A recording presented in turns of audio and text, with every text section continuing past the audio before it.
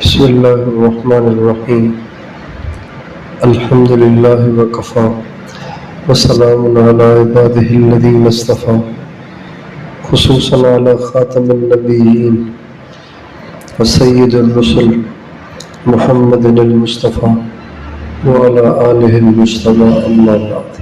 امت مسلمہ کو اس وقت جس چیز کی شدید احتیاج ہے، جس چیز کی شدید ضرورت ہے، وہ ایسے علماء کی قیادت کی ضرورت ہے کہ جو علماء اغراض، خواہشات اور نفسانیات سے پاک ہوں۔ صرف درس نظامی پڑھے ہوئے علماء سے امت کی ضرورت پوری نہیں ہوتی۔ صرف فقہ میں تخصص کیے ہوئے اور صرف حدیث میں تخصص کیے ہوئے اور صرف لغت اور بلاغت میں تخصص کیے ہوئے علماء سے امت کی وہ ضرورت پوری نہیں ہوتی۔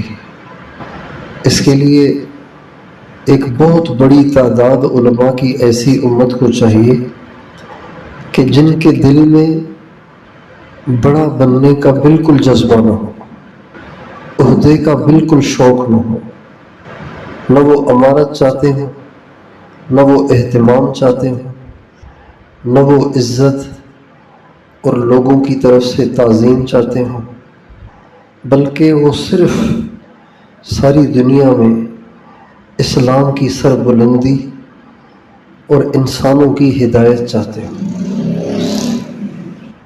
اور جن اکابر کو اللہ تعالیٰ نے ہماری ہدایت کا ذریعہ بنایا اور ہم تک علم کے پہنچنے کا اور دین کے پہنچنے کا ذریعہ بنایا، وہ ایسے ہی تھے۔ ان میں تصنع نام کی بھی کوئی چیز نہیں تھی، تصنع بناوٹ، ان میں تصنع نہیں تھا، تکلف نہیں تھا، تکبر نہیں تھا، تحزب نہیں تھا، بلکہ وہ ایک دنیا کے مٹے ہوئے اور اللہ تعالیٰ کی محبت سے بھرے ہوئے اور دنیا کی محبت سے بالکل خالی انسان تھے۔ ہمارے اکابر میں جو مقام اللہ تعالیٰ نے حضرت مولانا محمد قاسم صاحب کو دیا ہے، وہ کسی اور کو نہیں ملا۔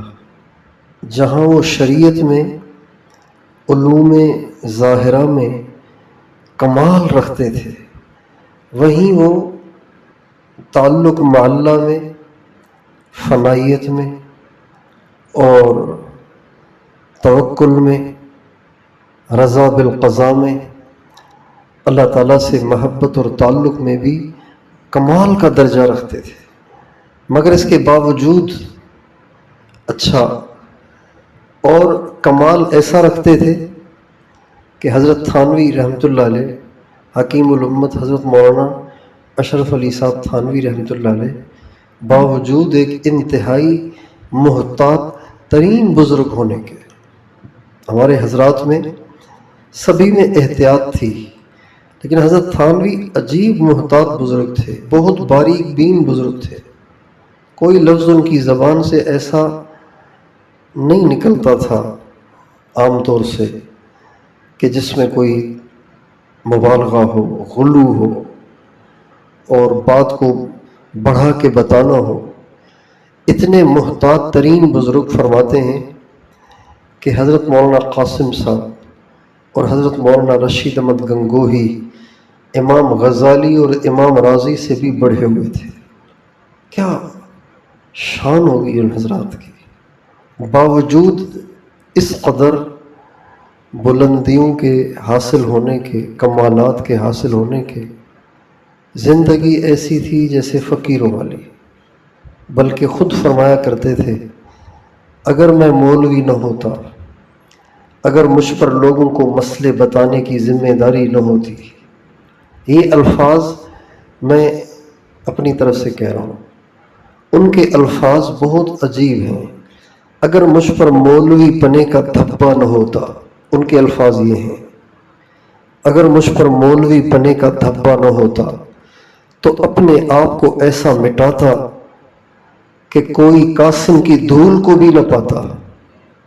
اللہ تعالیٰ نے ان کو ذریعہ بنایا بر صغیر میں علوم سماویہ کی اشاعت اور احیاء کا، اور بر صغیر کے ذریعے سے پوری دنیا میں کتاب اور سنت کے علوم کے دنیا میں پھیلنے کا۔ اس وقت دنیا میں جتنے ہمارے مدارس ہیں لاکھوں کی تعداد میں ہیں، ہزاروں نہیں لاکھوں کی تعداد، وہ سب کے سب مولانا قاسم صاحب کے صحیفے میں ہیں۔ قبولیت دیکھیے، قبولیت تو دیکھیے، اللہ اکبر۔ مولانا الیاس صاحب رحمۃ اللہ علیہ جن کے ذریعے سے دنیا میں دین بہت پھیلا، وہ بھی ایک واسطے سے انہی کے شاگرد ہیں، حضرت شیخ الہند کے شاگرد ہیں۔ حضرت شیخ الہند مولانا قاسم صاحب کے شاگرد ہیں۔ حضرت شیخ الہند کے ذریعے سے اللہ تعالیٰ نے بر صغیر کے مسلمانوں میں آزادی کی روح پھونک دی، اور وہ ان کے شاگرد ہیں۔ حضرت مولانا اشرف علی صاحب تھانوی، انہوں نے ہندوستان میں دین رسوم و رواج کے نیچے ایسا دب گیا تھا کہ پتہ نہیں چلتا تھا کہ اب رسم کیا ہے، دین کیا ہے، سنت کیا ہے اور رسم کیا ہے۔ رسموں نے، رواجوں نے اتنا معاشرے پہ غلبہ پا لیا تھا کہ دین اور سنت اس کے نیچے دب گئی تھی۔ حضرت حکیم الامت رحمۃ اللہ علیہ سے اللہ تعالیٰ نے دین کی تجدید کا کام لیا، اور انہوں نے رسم و رواج کو الگ کیا اور دین اور سنت کو الگ کیا، اور ان کے ذریعے سے اللہ تعالیٰ نے ایسے راسخ علماء کی ایک مضبوط جماعت تیار کرائی کہ جن کا فیض اب تک بھی جاری ہے۔ مفتی شفیع صاحب انہی کے تربیت یافتہ ہیں۔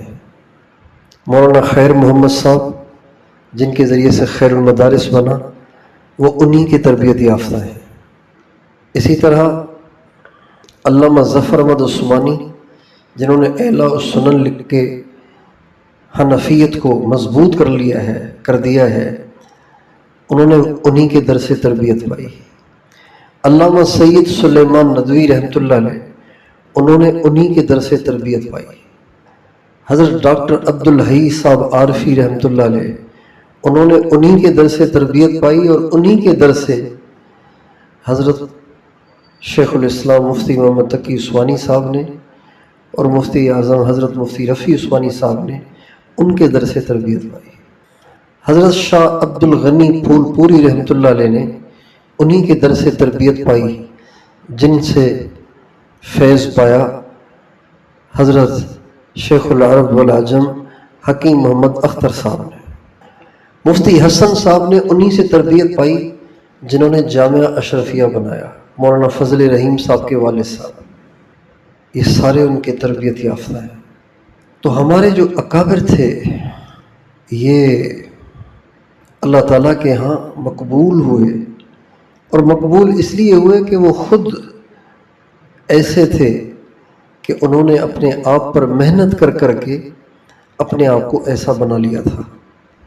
آج کم قسمتی سے اہل علم کے ہاں سے اپنے اوپر محنت اور اپنی فکر کرنے کی بات ہی ختم ہو گئی۔ ایک طالب علم پڑھتا ہے، اس کے ذہن میں یہ ہوتا ہے کہ میں نے ممتاز پوزیشن لینی ہے، کم از کم جید جداً بننا ہے، ورنہ مجھے ممتاز ہونا چاہیے۔ پورا سال اس کی یہی فکر ہوتی ہے۔ یہ ہے جذبات ان کے جو پڑھنے والے ہیں، جو پڑھنے والے نہیں نکمے ہیں، وہ تو بیچارے وقت پاس کرتے ہیں۔ وقت پاس کرنے والے ہمارے یہاں زیادہ ہوتے ہیں، پڑھنے والے کم ہوتے ہیں۔ جو پڑھنے والے ہیں ان کے یہ خیالات ہیں، ممتاز آنا ہے، کم از کم جید جداً آنا ہے۔ اب جب فارغ ہو گئے، اب فارغ ہو کے ان کو فکر ہوتی ہے کہ کوئی بڑی مسجد مل جائے، امامت ہو، تنخواہ اچھی خاصی ہو، یا کوئی مدرسہ مل جائے، میں محتمم بن جاؤں، بڑی کتابیں پڑھاؤں، یا مجھے بیان کرنا اچھا آتا ہو، کوئی تقریریں کروں، لوگوں کو متاثر کروں۔ بس اسی کے گرد ان کی سوچ گھومتی ہے، یہی ان کی منزل، یہی ان کا منتہا، یہی ان کی انتہا ہوتی ہے. ہمارے بڑوں کی منزل یہ نہیں تھی، ہمارے بڑوں کا منتہا یہ نہیں تھا. ہمارے بڑوں کی منزل اور ان کا منتہا صرف اللہ کی رضا.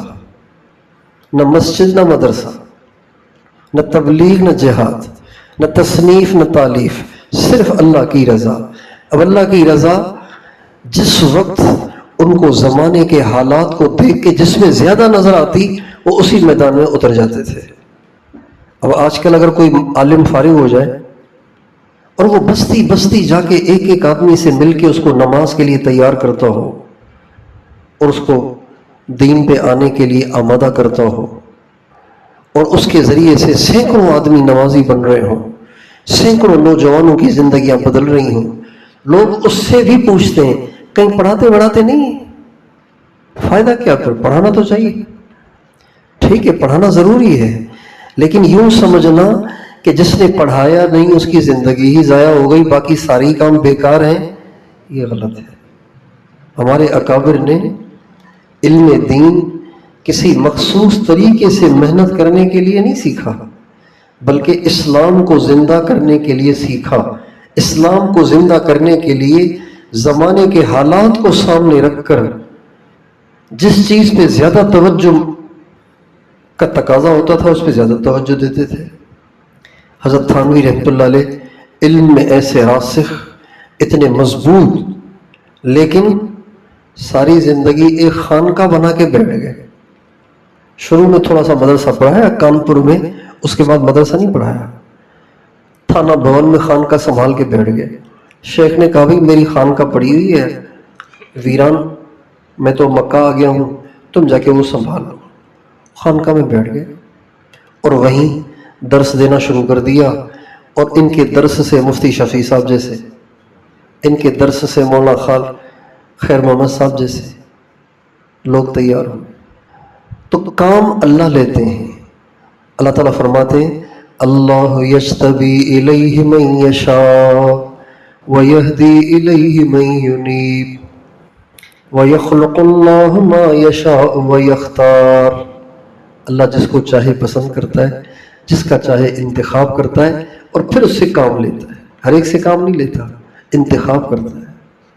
تو ایک عالم کی پہلی خواہش اور پہلی کوشش اور پہلی فکر یہ ہونی چاہیے کہ میرا اللہ سے تعلق مضبوط ہو جائے، میری زندگی گناہوں سے پاک ہو کر کامل تقویٰ سے مزین ہو جائے. ایک عالم کی سب سے پہلی فکر یہ ہونی چاہیے. اور دوسری فکر یہ ہونی چاہیے کہ اللہ تعالیٰ مجھ سے دین کا ایسا کام لے لے کہ زیادہ سے زیادہ انسانوں کا بھلا ہو جائے، زیادہ سے زیادہ دین کو ترقی ہو، اسلام کا بول بالا ہو. یہ فکر ہونی چاہیے ایک عالم کی.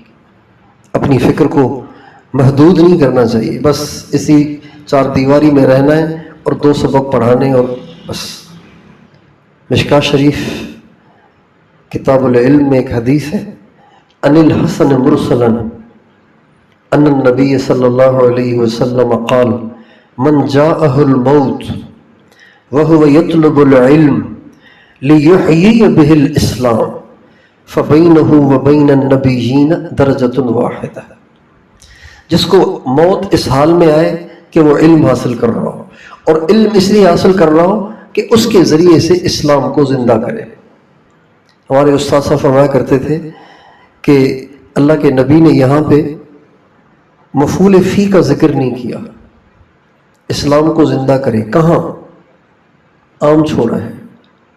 جہاں ظرف محذوف ہو تو یہ اس کے عموم پہ دلالت کرتا ہے. لیحیی بہ الاسلام، تاکہ علم کے ذریعے سے اسلام کو زندہ کرے. کہاں؟ پورے عالم میں. عالم کی نیت عالم کی ہونی چاہیے، چونکہ یہ جس نبی کا وارث ہے وہ نبی علاقائی نبی نہیں، وہ عالمی نبی ہے. میں جس امام کے پیچھے نماز پڑھ رہا ہوں، اگر وہ امام عشاء کی نیت کیے ہوئے تو مجھے بھی عشاء کی نیت کرنی چاہیے. اگر وہ 4 کی نیت کیے ہوئے تو مجھے بھی 4 کی نیت کرنی چاہیے. ہمارے نبی عالمی ہیں.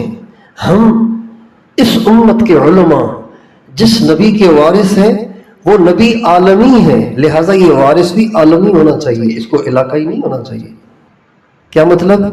اس کا مطلب یہ نہیں کہ اب کہیں بیٹھ ہی نہیں سکتے، بیٹھ سکتے ہیں، لیکن اس کی نیت اور اس کا جو ٹارگیٹ ہو، اس کے نشانے پر جو ہو، وہ ایک چھوٹا سا علاقہ نہیں بلکہ پورا عالم۔ ویسے تو نبی کریم صلی اللہ علیہ وسلم تبوک سے آگے گئے ہی نہیں، تبوک تو حجاز مقدس میں آتا ہے، سعودی عرب کا ایک حصہ ہے، لیکن آپ ہیں عالمی، اس لیے کہ آپ مرسل الی العالم ہیں۔ تو اسی طرح نبی کا جو وارث ہو، اس کے ذہن میں بھی پورا عالم ہونا چاہیے، ایک علاقہ، ایک مدرسہ، ایک محلہ نہیں ہونا چاہیے، پورا عالم، ساری دنیا میں اللہ دین زندہ کر دے، میں ذریعہ بن جاؤں، اس کی فکر ہونی چاہیے۔ تو ایک عالم پر جو چیزیں سوار ہونی چاہیے، دوسرے الفاظ میں، ہلکے الفاظ میں یوں کہیں گے، جن باتوں کا بھوت سوار ہونا چاہیے وہ یہ دو ہیں۔ ایک تو میرا تعلق اللہ تعالیٰ کی ذات کے ساتھ مضبوط ہو، کامل تقوی ہو، تواضع ہو، باطنی صفات ہو، مجھ میں تکبر نہیں ہونا چاہیے، مجھ میں بخل نہیں ہونا چاہیے، مجھ میں غصہ نہیں ہونا چاہیے، مجھ میں جلد بازی نہیں ہونی چاہیے، حسد نہیں ہونا چاہیے، برداشت ہونی چاہیے، ہمدردی ہونی چاہیے، ایثار ہونا چاہیے، تواضع ہونی چاہیے، ہر وقت اللہ کی رضا میں راضی رہنے کا جذبہ ہونا چاہیے۔ یہ صفات ہے جو ایک عالم کے اندر ہونی چاہیے۔ کیا علماء تھے ہمارے بڑے، اللہ اکبر۔ حضرت مدنی رحمۃ اللہ علیہ سبق پڑھا رہے ہیں، دور حدیث بخاری شریف کا۔ ایک پرچی آئی، سوالات کرتے ہیں نا طلبہ، ایک پرچی آئی، اس میں تھا کہ آپ حلال زادے نہیں ہیں، معاذ اللہ، آپ اپنے باپ کی جائز اولاد نہیں ہیں۔ یہ پرچی آئی، شیخ العرب والعجم، شیخ الاسلام، ابو حنیف دہر، شبلی دوران، جدید زمان، حضرت مولانا سید حسین احمد صاحب۔ یہ القاب جو میں نے بتائے، یہ القاب میرے نہیں، یہ حضرت شیخ الحدیث مولانا محمد زکریا صاحب نے ان کو دیے ہیں۔ اتنے بڑے آدمی نے ان کے لیے القابات استعمال کی، وہ میں نے دوہرا دیے۔ اتنے بڑے آدمی، ان کو ایک پرچی آ رہی ہے کہ آپ اپنے باپ سے حلال زادے نہیں ہیں۔ جو ہی وہ، تو جب پرچی آتی تھی تو پرچی پڑھتے تھے پھر جواب دیتے تھے، تو پہلے وہ پرچی پڑھ لی، جو ہی پڑھی تو سارے طلباء کے چہرے غصے سے لال ہو گئے، ہونے بھی چاہیے۔ تو حضرت نے سب کو ٹھنڈا کیا اور فرمایا غصے مت ہو، ان کو اشکال ہے، مجھے اس کی وضاحت دینا ضروری ہے۔ پھر فرمایا کہ بھائی اگر کسی کو میری ماں اور میرے باپ کے نکاح میں شک ہے تو میری ماں اور میرے باپ کے نکاح کے جو گواہ تھے وہ بھی زندہ ہیں، ٹانڈا میں موجود ہیں، اگر کوئی کہے تو میں اس کو ان گواہوں سے ملوا سکتا ہوں۔ وہاں ابو حنیفہ رحمۃ اللہ علیہ کے پاس ایک شخص آیا، کہا جی میں آپ کی ماں سے شادی کرنا چاہتا ہوں۔ تو فرمایا بالغہ کا نکاح اس سے پوچھے بغیر نہیں ہو سکتا، آپ تشریف رکھیں میں پوچھ کے آتا ہوں۔ بوڑھی عورت، اس کو کہتے ہیں عالم۔ عالم علماء ایسے ہوتے ہیں۔ تو ایک عالم کو سب سے زیادہ اس کی فکر ہونی چاہیے، یار مجھ میں صفات نہیں ہے، میں کیسے صفات پیدا کروں، میرا اللہ سے تعلق زیادہ سے زیادہ مضبوط کیسے ہو جائے، اس کی فکر ہو۔ اس لیے ہمارے اکابر ادھر فارغ ہوتے، ادھر کسی خانقاہ میں چلے جاتے اور جا کے وہاں کچھ ٹائم گزارتے۔ بعضوں نے تو 20 سال لگا دیے جا کے خانقاہ میں، 15 سال، 14 سال، 10 سال جا کے خانقاہ میں لگا دیے اللہ کا تعلق پانے کے لیے۔ اللہ تعالیٰ مجھے اور آپ کو اپنی سچی تڑپ اور طلب دے دے۔ یہ دو چیزیں ایک عالم کی خواہش ہونی چاہیے۔ عالم کی خواہش نہیں ہونی، یہ نہیں ہونی چاہیے کپڑے ایسے ہوں، گاڑی ایسی ہو، گھڑی ایسی ہو، جوتا ایسا ہو، یہ عالم کی خواہش نہیں ہونی چاہیے، یہ دنیا کی چیزیں ہیں۔ وَمَا أُوتِيتُم مِّن شَيْءٍ فَمَتَاعُ الْحَيَاةِ الدُّنْيَا، اور یہ جو کچھ تمہارے سامنے ہے یہ تو سب دنیا کا ایک عارضی سامان ہے۔ وَمَا عِندَ اللَّهِ خَيْرٌ وَأَبْقَىٰ، اور جو اللہ کے پاس ہے وہ بہت بہتر بھی ہے اور ہمیشہ رہنے والا بھی ہے۔ دنیا میں 2 فالٹ ہیں، ایک تو گھٹیا ہے اور ایک عارضی ہے، ختم ہو جاتی ہے۔ آخرت میں دو خوبیاں ہیں، بہتر بھی ہے، ہمیشہ بھی رہے گی۔ یہ علماء کے شوق نہیں ہیں، علماء کے شوق وہ ہیں میرا اللہ سے تعلق کیسے مضبوط ہو جائے، ہائے ہائے میں اللہ کے قریب کیسے ہو جاؤں، یا اللہ مجھے اپنا قرب دے دے، مجھے اپنا تعلق دے دے، میں تیرا بننا چاہتا ہوں، میں تجھ تک پہنچنا چاہتا ہوں، میں تجھے اپنے دل میں بسانا چاہتا ہوں، میں اپنے اندر کے سارے رذائل کو ختم کرنا چاہتا ہوں۔ اس کی اسے ہر وقت خواہش اور فکر رہتی ہے۔ اور دوسرا یہ کہ اللہ تعالیٰ مجھ سے ایسا کام لے لے کہ میں قیامت کے دن اللہ کے نبی کے سامنے سرخرو ہو جاؤں، اتنا کام کروں، اتنا کام کروں، اتنا کام کروں کہ حضور کے سامنے سرخرو ہو جاؤں، شاباش میرا یہ امتی جس نے میری امت کے اتنے بڑے حصے کو جہنم سے بچا دیا اور میرے مٹے ہوئے اتنے دین کو زندہ کر دیا، شاباش یہ ہے میرا امتی، یہ ہے۔ اس کی فکر رہنی چاہیے۔ اللہ تعالیٰ سے اس کو ہم مانگیں، یا اللہ مجھے اپنے قرب کی پیاس دے دے، اور یا اللہ مجھے تیرے دربار میں قبولیت اور تیرے دین کے زندہ ہونے کا ذریعہ بننے کا شوق دے دے، فکر دے دے، امت کا غم دے دے، دین کا درد دے دے۔ جتنی زیادہ طلب ہوگی اتنا زیادہ اللہ کام لے گے۔ وَيَهْدِي إِلَيْهِ مَن يُنِيبُ، راستے اس کو ہم دکھاتے ہیں جس میں انابت ہوتی ہے، جو مانگتا ہے، روتا ہے، پیچھے پڑا رہتا ہے، اس کو دکھاتے ہیں ہم راستے، بے طلب کو نہیں دکھاتے، بے نیاز کو نہیں دکھاتے، اس کو دکھاتے ہیں کہ جس کے اندر طلب ہوتی ہے، تڑپ ہوتی ہے، پیاس ہوتی ہے۔ ہمارے اندر وہ پیاس نہیں ہے، اس لیے بس ہم پڑے ہوئے ہیں، زندگی کے ایام کاٹ رہے ہیں، ٹائم پاس کر رہے ہیں، بس پیاس نہیں ہے۔ اس لیے بس اگر مسجد کی امامت ملی ہوئی ہے وہ ٹھیک ہے بھائی، الحمدللہ 15-20 ہزار تنخواہ مل رہی ہے وہ ٹھیک ہے، گزارا ہوگا، چل رہی ہے گاڑی۔ نہیں، یہ نہیں دیکھنا کہ تنخواہ مل رہی ہے کہ نہیں، یہ دیکھنا ہے کہ مجھ سے کتنا دین زندہ ہو رہا ہے، مجھ سے کتنا اسلام زندہ ہو رہا ہے۔ ہمارے حائی صاحب فرمایا کرتے تھے، ایک بزرگ کے بارے میں نام بھول گیا ہوں، وہ انتقال سے پہلے بڑی حسرت کے ساتھ فرما رہے تھے، یا اللہ مجھے معاف کرنا، میں تیرے دین کے لیے کچھ کر نہ سکا، یا اللہ مجھے معاف کرنا، میں تیرے دین کے لیے کچھ کر نہیں سکا۔ حضرت مفتی شفیع صاحب فرماتے ہیں، ایک دفعہ قادیان میں جلسہ تھا، علامہ انور شاہ کشمیری رحمۃ اللہ علیہ اس جلسے کے مہمان خصوصی تھے، مجمع کا مجمع تھا جو ان کا منتظر تھا، اور یہ پیچھے کمرے میں اندھیرا کیے ہوئے بیٹھے ہوئے تھے۔ مفتی شفیع صاحب فرماتے ہیں، میں حاضر ہوا، حضرت مجمع آپ کے انتظار میں ہے، آپ یہاں بیٹھے ہوئے ہیں اندھیرا کر کے، پریشان کوئی مسئلہ ہے، کوئی پریشانی ہے؟ فرمانے لگے، ہاں بھائی مولوی شفیع، سوچ رہا ہوں کہ زندگی ضائع کر دی، یہی الفاظ تھے، ہاں بھائی مولوی شفیع سوچ رہا ہوں کہ زندگی ضائع کر دی۔ کہ حضرت آپ نے زندگی ضائع کر دی؟